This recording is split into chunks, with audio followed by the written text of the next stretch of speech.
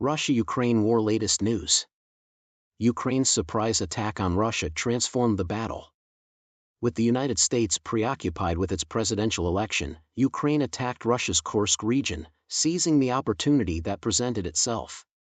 Additionally, it altered the war's trajectory. Surprising Russia and its Western allies, who were worried about escalating tensions and enforcing dictator Vladimir Putin's red lines, was the raid. The public and Western allies swiftly approved of the offensive, and it has been an utter success.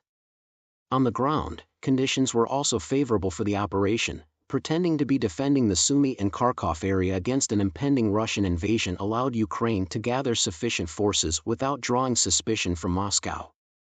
Meanwhile, Russia launched a full-scale offensive in the Donetsk and Zaporizhia regions. Months of planning went into the raid. It was obviously well organized. Moscow was unable to shield the nearly deserting Russian rear guard from Ukrainian forces.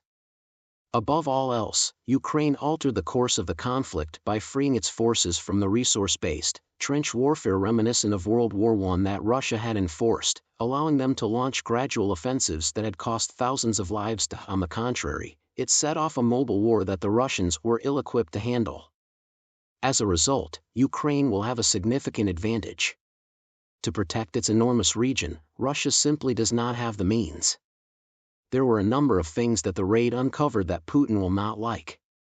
First, the West was not scared to violate any red lines in order to appease Putin.